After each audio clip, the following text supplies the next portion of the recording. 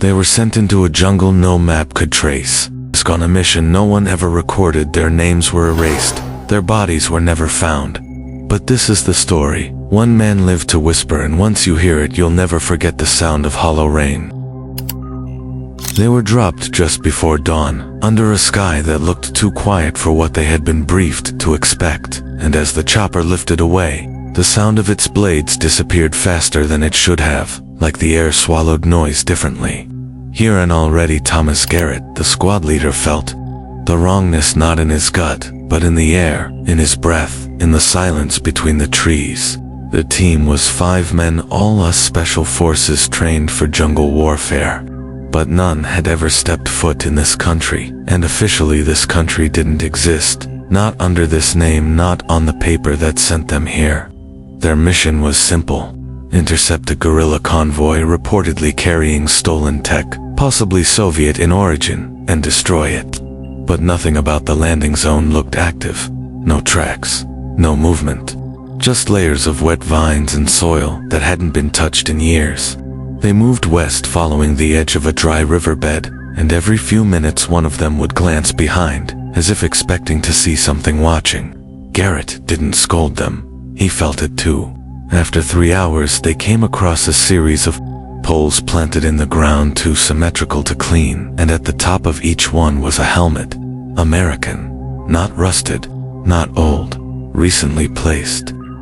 Carter the medic checked one and found blood on the inside, still fresh, still sticky, like the wearer had vanished just hours ago. No names on the tags, no serials, nothing. Garrett gave the order to move faster. They changed direction southeast, following broken animal trails that led them deeper, and the deeper they went, the more the jungle seemed to change. Trees grew closer, light disappeared, sound began to warp. At one point Morales, the comms specialist, said he could hear music playing beneath the soil, like it was trapped under the roots and trying to rise. No one laughed, no one questioned it, because they heard it too. A low humming that didn't follow rhythm or beat, just a slow pressure that made their teeth ache. By nightfall, they found the wreckage of a convoy, but not guerrilla. Us marked, burnt out, but untouched by the jungle, as if the plants refused to reclaim it. Inside one of the vehicles was a radio still on, still buzzing static, and behind it was a man, eyes open, no wounds, no breath, just staring, like he had seen something so final. His body forgot how to move.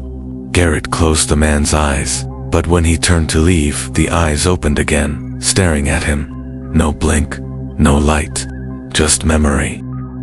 They left the convoy behind because staying there felt wrong, like breathing in a place meant for the dead, and every step away felt like stepping out of a dream that hadn't finished yet. And as they moved through the underbrush, the jungle grew denser until the leaves brushed their shoulders and the trail narrowed into a tunnel of vines and mist. Morales tried to radio command, but only static returned, even with a clean signal and clear sky, and he said it sounded like someone whispering beneath the static, like a voice repeating the same word over and over, though he couldn't make it out. They set up camp near a stone formation that looked almost man-made, and from the top, Garrett could see a tower in the distance. A black vertical line piercing the tree canopy with no windows, no lights, no movement. It was not on the map. That night, the jungle made no sound. No birds, no bugs, just breathing. They all heard it. Slow, deep breaths from the trees, as if the forest was alive and asleep. Carter woke screaming an hour after midnight, but couldn't explain why. He just said his dream wasn't his, that it belonged to someone else, someone who had died in this place. Thomas stood watch till morning. Around for a figure passed between the trees, not close, but clear. A man in US combat gear walking slowly through the mist with no weapon and no pack, and when Garrett called out, the man stopped, turned, and lifted his head. It was him, same face, same scar, same eyes. Garrett froze, because he was still holding the photo. A photo taken 10 years ago, after a failed mission in Laos. A mission he never spoke of. The man in the photo had died. Garrett buried him. And yet here he was, breathing, watching, smiling without lips, and then gone. Vanished. No sound, no rustle, just absence. In the morning, Morales found a photograph pinned to the stone near camp. It showed the 5 of them standing near the burned convoy. Only no one had taken it. Garrett didn't speak for hours after seeing the photo, and no one asked questions, because something about it felt sacred, like it was proof they had crossed into something they could not leave. And Morales buried it under a rock, but even as the dirt covered it, Thomas felt it watching from beneath the soil. They moved toward the black tower they had seen the day before, hoping to find signs of communication, or explanation, or even a body. But when they reached the clearing where it had stood, the space was empty, like the tower had never been real, and only the shape remained burned into the grass in a perfect square. Carter said it reminded him of a landing zone like the one in Honduras, where everything went wrong, and when he mentioned that word, everything around them shifted slightly, not visibly, but in the air, in the sound, as if the jungle had heard the name and didn't like it. They pressed forward and came across a series of small stone markers, each carved with dates and coordinates, and every one of those dates matched a lost U.S. military operation, no longer on record. Erased missions, whispered only in bars and funerals. Morales tried the radio again, and this time they heard a reply. A voice, garbled, barely audible, but it said one thing clearly: "You are not first." Garrett ordered silence. They moved on.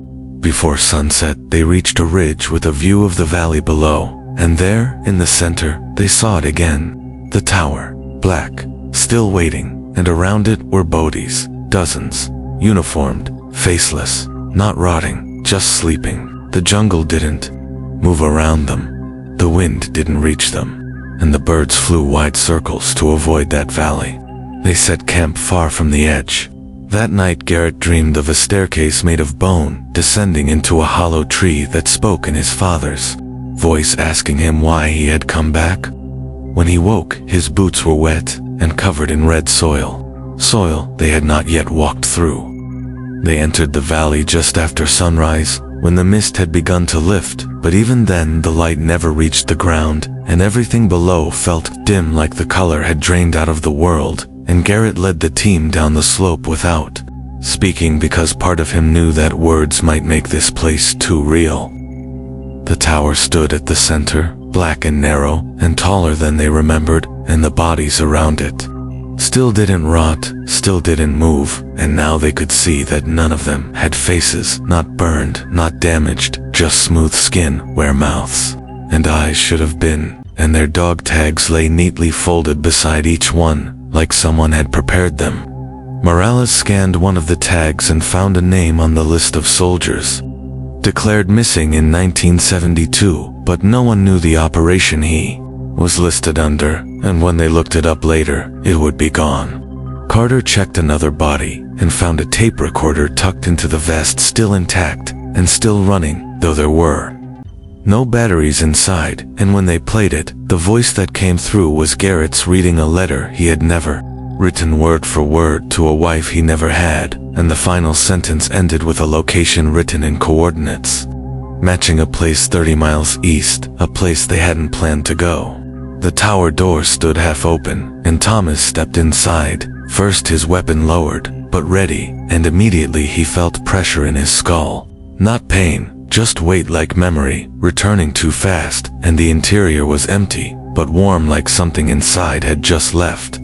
The walls were covered in writing, not etched, but grown, like vines made of text, wrapping around, and every line was in English, Spanish, Russian, and a fourth language they didn't recognize. Morales backed out first, his face pale, saying he had seen his own name over and over, written in different hands, some of them his own. The lieutenant followed slower, but didn't speak. Garrett stared at one sentence near the ceiling where the word return was repeated again and again, until the paint peeled around it. Outside, the bodies had vanished. Every one of them, gone. No marks, no drag lines, no sound.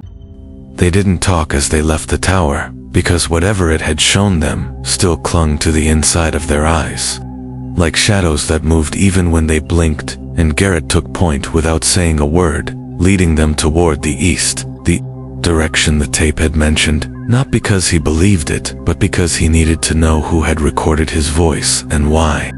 The jungle changed again as they moved tighter, darker, sharper, like every vine had grown with purpose, like it was guiding or trapping, and the wind didn't return.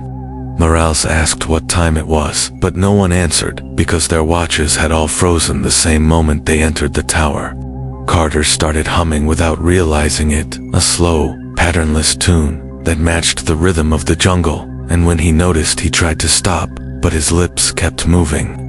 At midday they found a broken radio buried beneath a fallen tree still on, still broadcasting, and this time the voice that came through was Carter's, telling the story of their arrival, word for word, describing things they hadn't said out loud. Garrett smashed it with the butt of his rifle. It didn't stop. It kept playing from the dirt. They left it behind. That night they slept in turns, but none of them really closed their eyes, and just before dawn, Morales vanished. No noise, number, struggle, just gone. In his place was a photo pinned to a tree. It showed the 4 remaining men standing in front of the tower, all smiling, all with no faces. They searched for Morales until the light broke, but the jungle gave.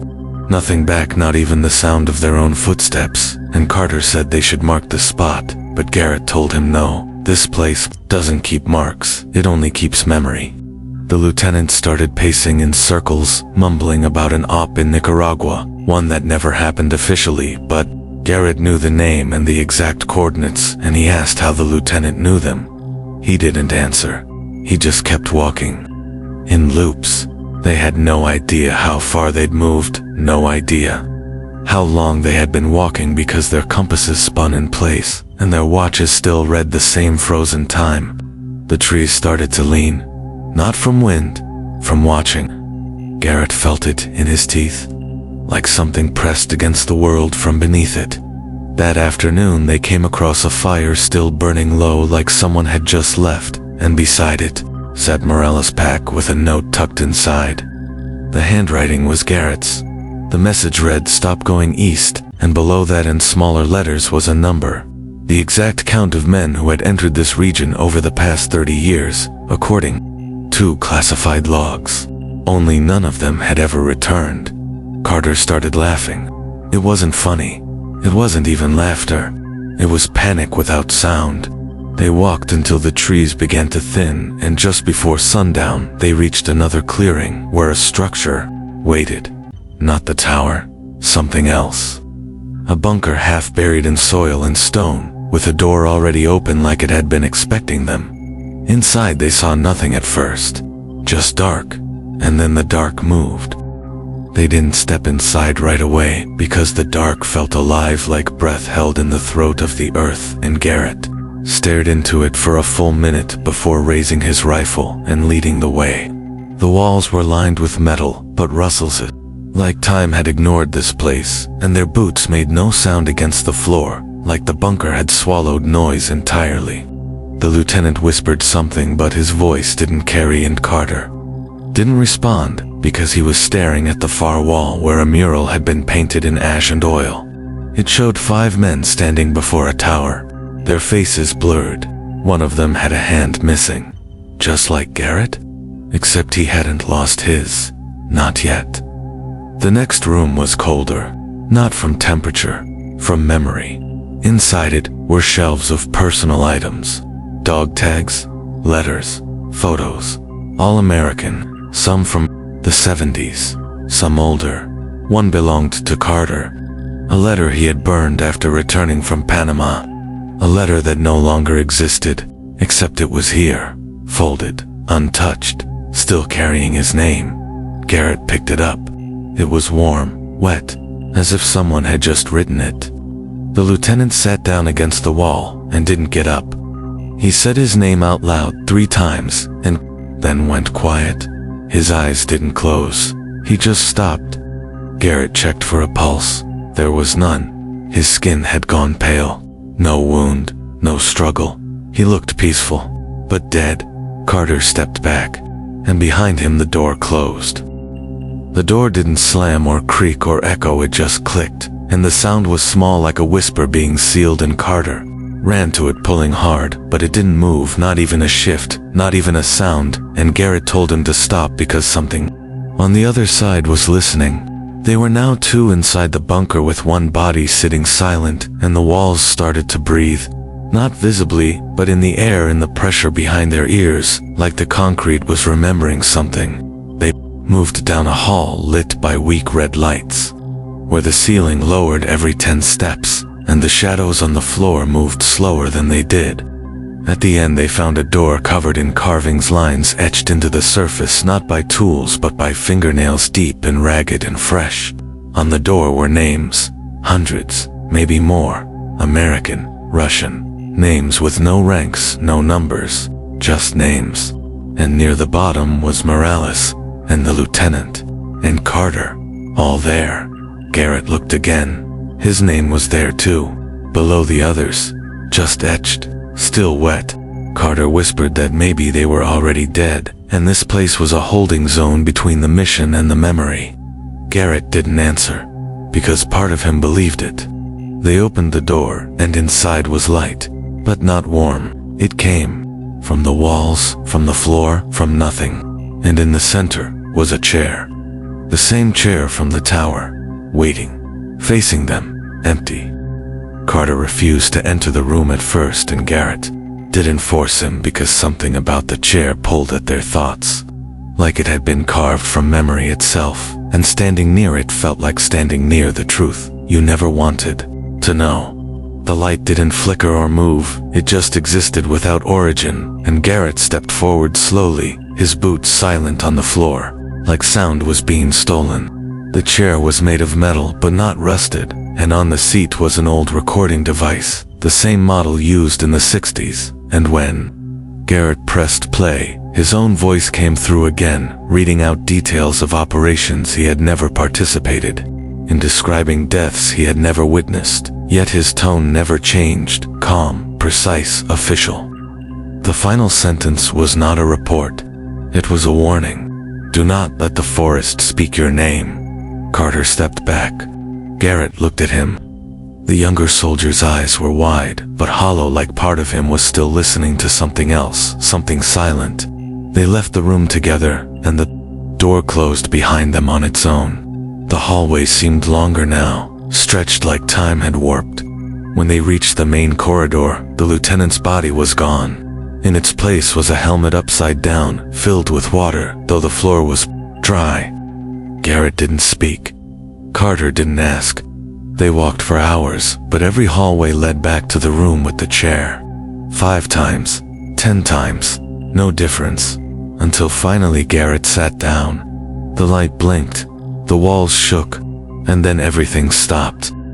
When Garrett opened his eyes, the chair was gone, the light was gone, and Carter was no longer beside him, and instead, he stood in a wide open field, under a sky he didn't recognize, with grass, too short to even like it, had been cut by memory, not weather, and ahead stood a line of men, all in uniform, all facing away from him, not moving, not breathing, and when he called out, his voice didn't travel, it collapsed. He walked toward them, and as he moved, the ground shifted beneath his boots, soft like flesh, not like earth, and each step felt harder, not heavier, just older, like the weight of time pressed into his legs. When he reached the line, the men turned, one by one, not violently, not all at once, just slowly, like they already knew he was coming. They had his face, every one of them, different ages, different wounds, but the same eyes. One of them stepped forward and said the sentence Garrett remembered from his first deployment, the one his sergeant told him right before everything went wrong. If you ever hear your name in a place no one else should know it, you leave. You run. You forget. Garrett tried to speak, but the words didn't work.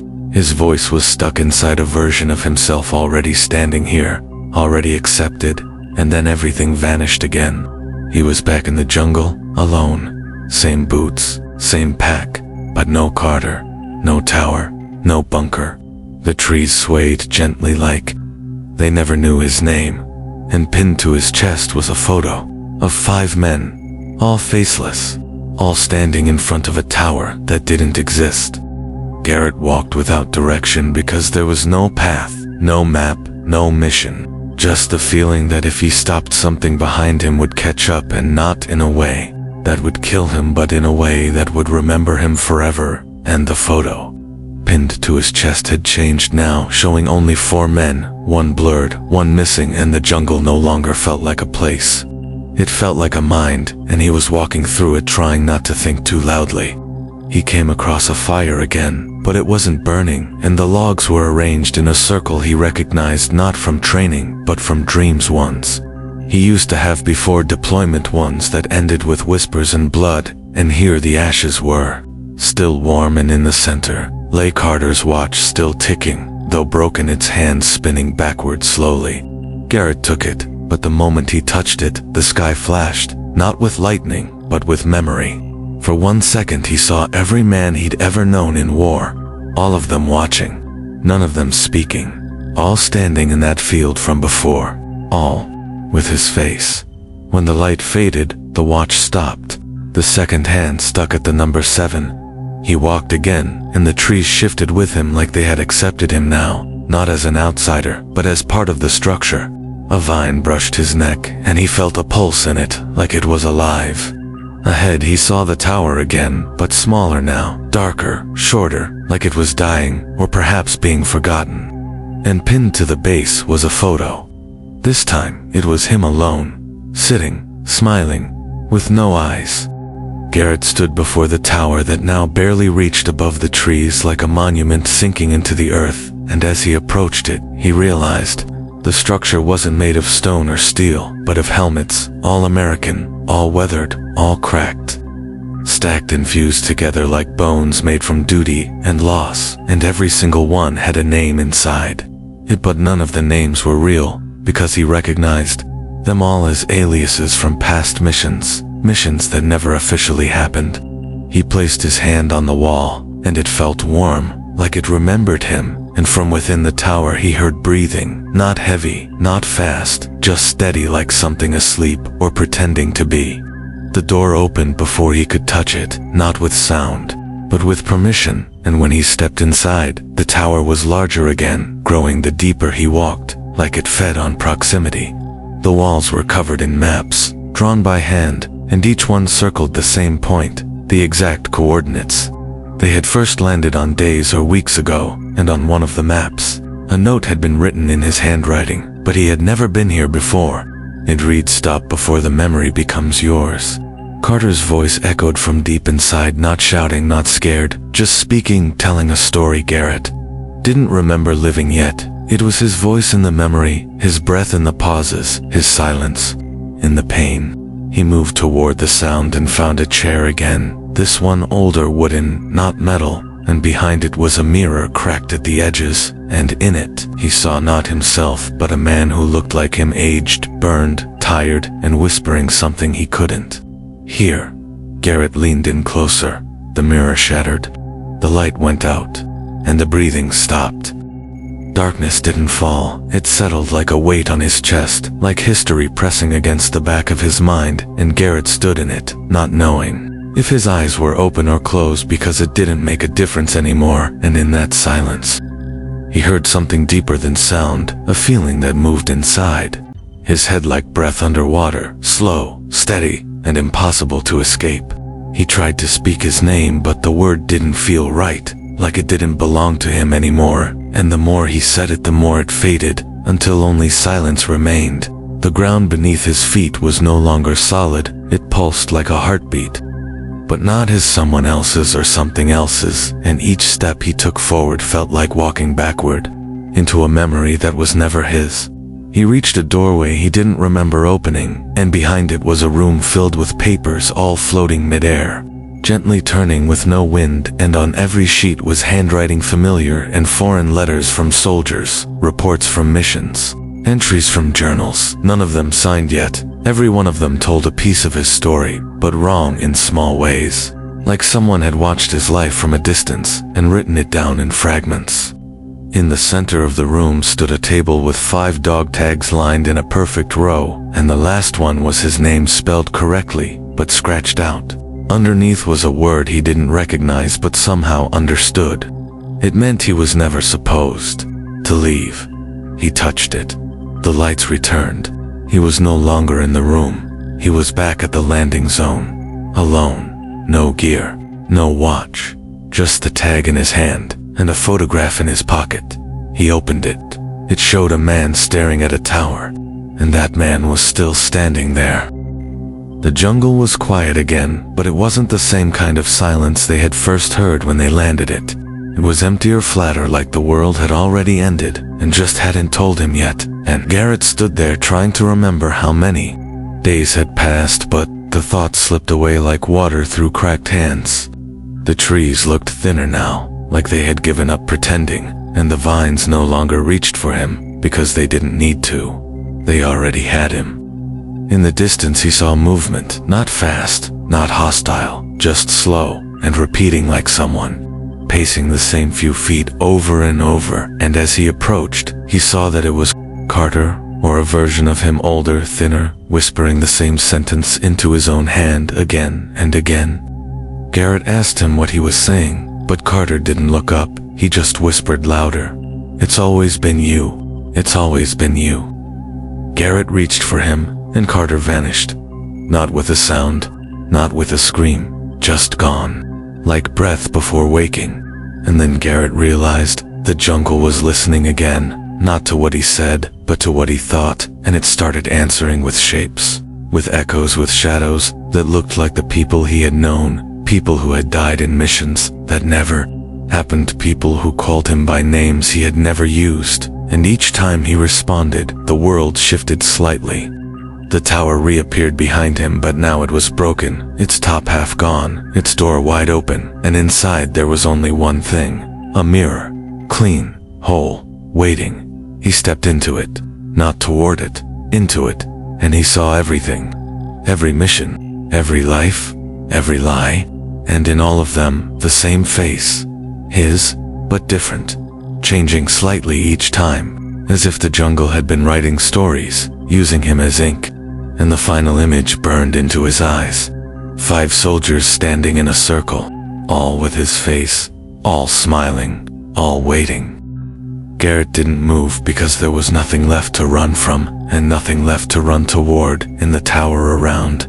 Him no longer felt like a structure, but like a decision he had already made, and the mirror showed no reflection now, just the image of the jungle spinning in slow circles around an empty landing zone, and somewhere beneath that image, he heard a heartbeat, not his, not human, just steady, constant, eternal, like the pulse of the forest remembering every name it had ever consumed.